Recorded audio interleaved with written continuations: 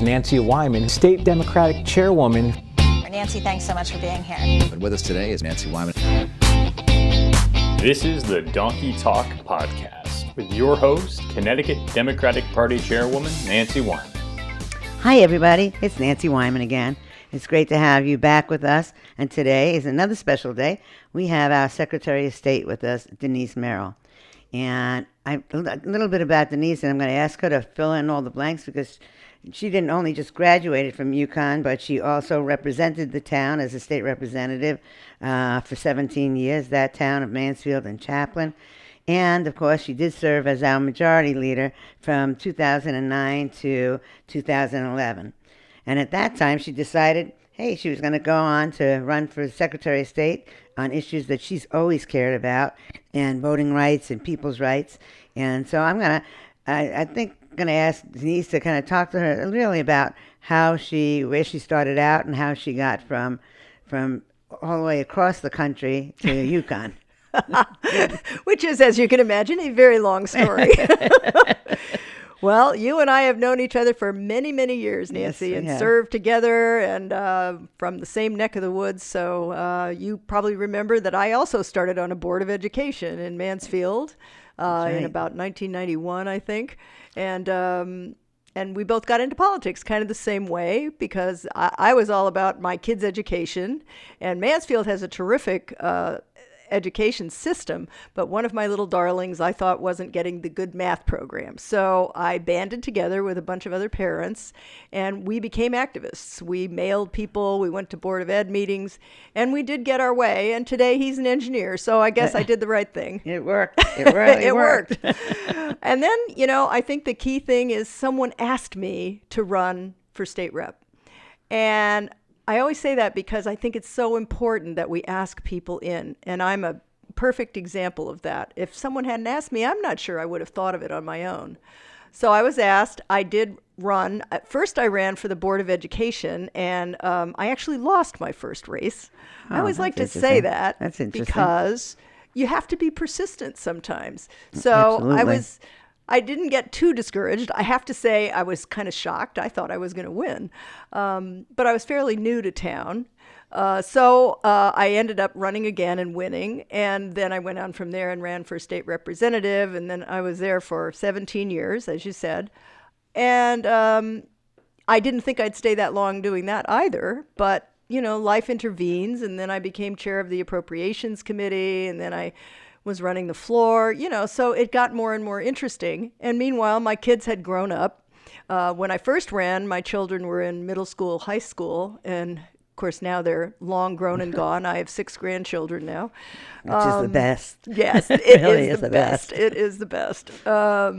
So, I guess there's a lesson there for everybody. Persistence is one of them.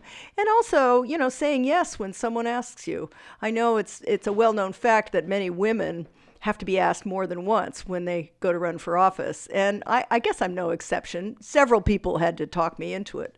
But at the other time, too, nowadays, we are also trying to say to the women out there, you know what? You don't have to wait to be asked. That's right. We get out there and really fight for what we believe in and use your voice. And that's what it's all about now. And this is for men and women. And I want to emphasize that when we started out, we were probably a lot older than other people. And nowadays we need to have people much younger than us. I started out when I was like in my 30s already. Me too. And, and we need people even before that to get out there. The young people now that might not be married or anything else, but it's so important to get people out to vote. And that's your thing, but also getting out people to run for office. Well, that's right. And just be civically engaged in general. And, I feel like I'm seeing that for the first time since I really first got involved in the 70s in the environmental movement in California. I'm actually from somewhere around San Francisco. And I feel like right now we're seeing something similar That's true. to what went on then. And that galvanized my entire generation, was the environmental movement and, of course, Vietnam. My brother was drafted like many others. And so, I do see, I'm very hopeful about this generation. I see them registering to vote in bigger numbers than we've seen in years. We have the largest registration right now in Connecticut than we've ever had in living memory. Oh, that's wonderful. And of the new registrants since 2016, 92,000 of them are between 18 and 24. That is so exciting. That Isn't really is exciting. And just as long as they get out there and vote Yes. and run for office, which would really help us out. But even though, so this is new and upcoming, and so we're celebrating the 100th anniversary. Yes, absolutely. 100th anniversary of the women's right to vote, the passage of the 19th Amendment. And we've launched a commission co-chaired by myself and Annie Lamont and Susan Bisowitz, our lieutenant governor. We had a big launch the other day and many organizations and people involved. And I think it's going to be a great year because like 2020, I keep thinking there's something there like 2020 vision. I don't know. Right. But well, let's hope they have 2020 vision all over for women's right to vote, but also to see about a new president. Yes, it is going to be a big year in many ways. It but really is. Boy, women are coming to life, and that's great to see too. Yeah, and it is. And as I travel around the state, and I know you do too, we're seeing more and more people attending things, more and more people coming to speak out, more and more people, even at the local level, trying to get involved. And so that's a really good sign for all of us. It's a good sign for democracy in the best ways possible. And, you know so much about the voting rights and early voting and stuff. We can talk about that just to see how and what we're doing differently and what we're expecting to do. Yeah, sure. I mean, we've had really since I came in office in 2010, we've tried to modernize our voting system. And that's because I just feel strongly that the more people we have participating, the better off we all are. Absolutely. And so we've done a lot to improve the ease of voter registration. So we now have online voter registration. You can register to vote in about, a minute if you have a Connecticut driver's license. And we're trying to expand that to people who don't have Connecticut driver's licenses.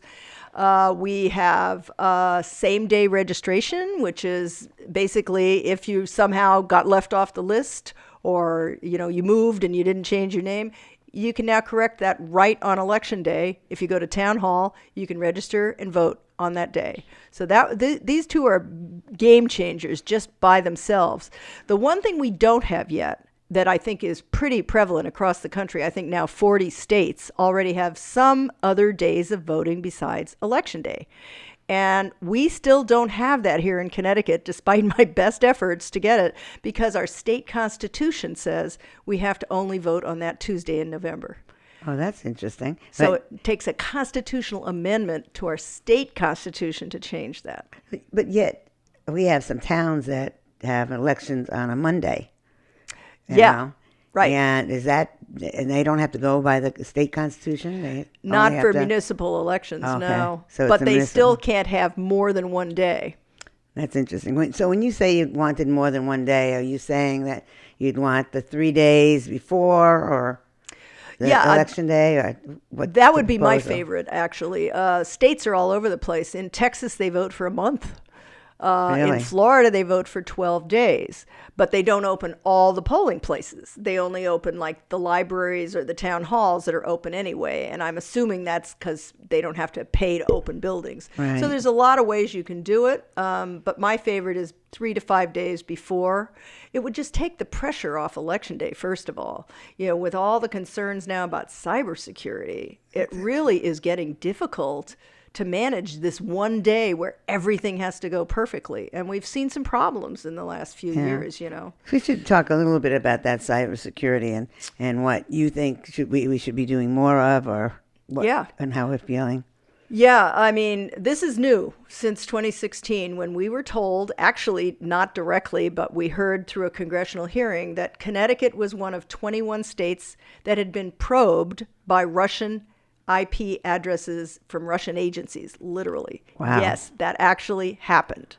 Now, they didn't get in because we have all the firewalls and whatnot that you have to have, just like your own computer, Right. But it's certainly a wake-up call. And then as we got more into it, because I was president of our national association at the time, and we formed a committee with the Department of Homeland Security. and the FBI and the CIA and other agencies to try to form a communication network because it's still ongoing. It's still happening. It was not a one-time occurrence.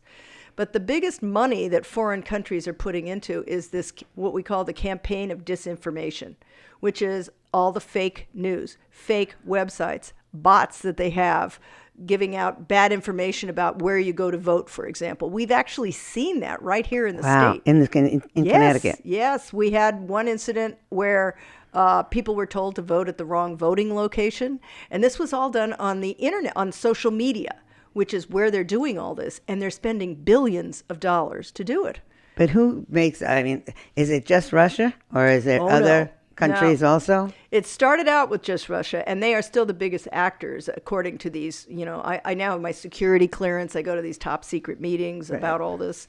And there are now other foreign actors, Iran, China, and others, and domestic terrorists, so it's a big concern. And, all we can do is the best we can because, like anyone, no one's immune from this. That's You've seen all the breaches on, banks, Target, we all know about it.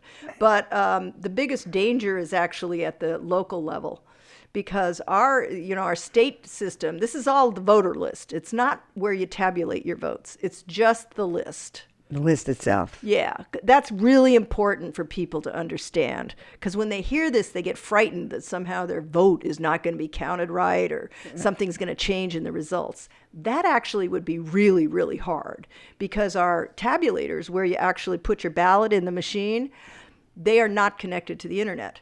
Nowhere in the country are they connected to the internet. It's all still done by hand. Yeah, and that's a good thing as it turns out. But there's other places, not like Connecticut, that do not have paper ballots at all. Correct, and that is a huge problem. And they're very resistant to change that because it's a lot of money. It's millions of dollars to buy new equipment. But yes, that's right. And there's been a lot of issues in court. Some of these matters, like Georgia, just got taken to court because they bought new machines that still didn't have paper ballots. Which is kind of interesting because all the years that I've been voting, you always voted on paper ballots, right? Right. And, or you had a machine that you pushed down, the lever, the lever machine and stuff. And then we went to the paper ballots, and everybody always said, well, but that's not computerized. It's new. It is computerized. They still can count it on the paper ballots, but at least you can look back at it and recheck your paper ballots. And that's a big thing, I still think. Yeah, absolutely. How ironic that paper turns out to be the best thing, right? In the end. after us all going through and getting rid of paper now, let's get rid of it. Put everything on computers, and there's something good about the old days. At certain times, it really is. The automatic voter registration stuff. How do we get on that? So I know you said that you can do it online. Yeah, but can't you also? Where are other places that you can register to vote? Well, the big one now is DMV. Yeah. Now, we always could register to vote at the DMV. They had a little stand that had cards in it, and you'd have to fill out the card and give it to the clerk. But it didn't work very well. We didn't get many people doing it. Now, it's part of your whole process of either renewing your license or whatever you're doing at the DMV. And they ask you, they say, oh, you can register to vote now. And it goes right into our automatic system if they do it there. So now that part is computerized. Oh, and sent immediately to the towns. Exactly. And then the registrars still okay it and send you a card in the mail to confirm it. So you're not really registered until they confirm it at the local level. And then registrar voters do have a hard job sometimes. If my husband's listening, he is just want to make everybody know that he is a registrar of voters. And we had a big joke when I was running for controller. I asked him to go pick up my laundry for me because I was on the road to all the towns. And he said to me, Nancy, I'm on the ballot this year too. And I said, Michael, I know, and I know that you need one vote, and so you've got one. You might not have the second. Pick up my laundry, please.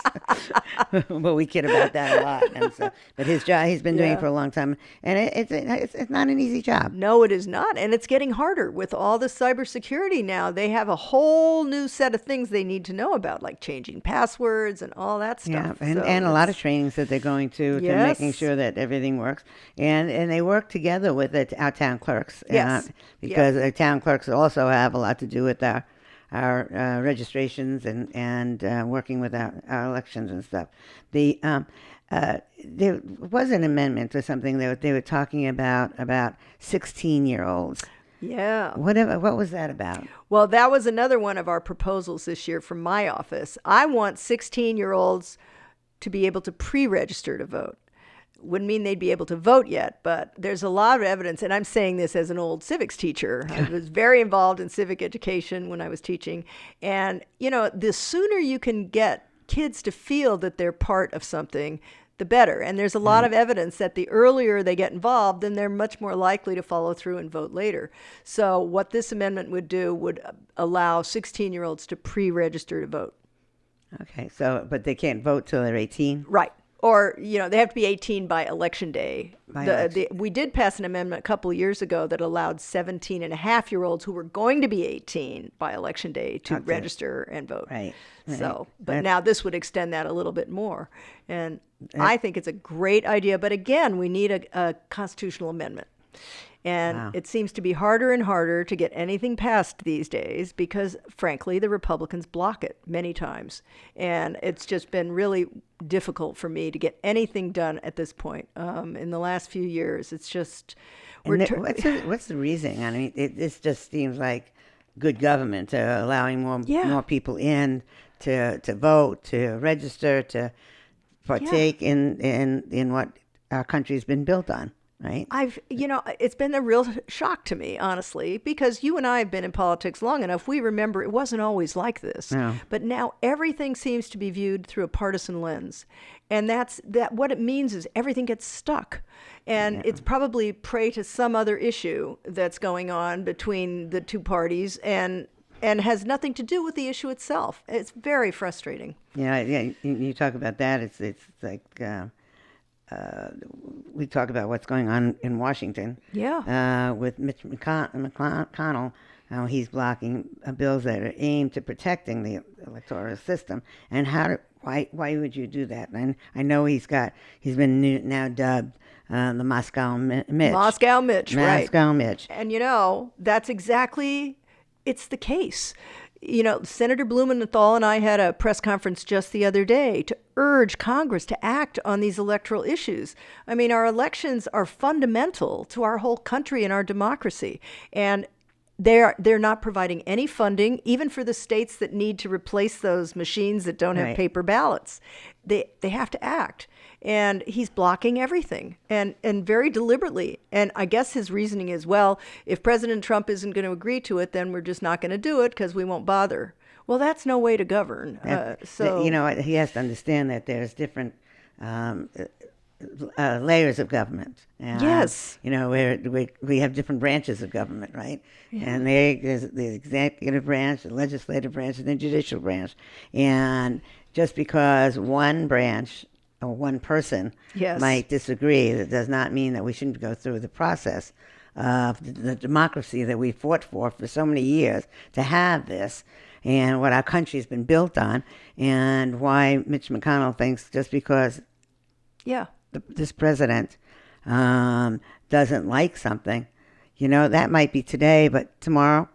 Yeah. And we can always override if the president doesn't like something. That's what it's all about. And this has been a nonpartisan request from all the secretaries of state. And by the way, most of them are Republican. So it's not like this is something we all recognize we need to do. And it's so frustrating because they're stuck in Congress, and now we're starting to get stuck in Connecticut, which is truly sad. Yeah, and hopefully we'll see it change around again.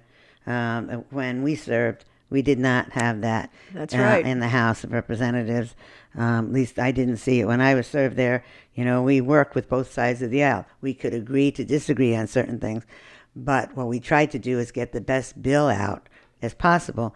And so sometimes the other side help you write the bill and might not vote for it, but would help you with their ideas to get it in a better position. I'm hoping that one of these days we see that kind of working together again, because we need to.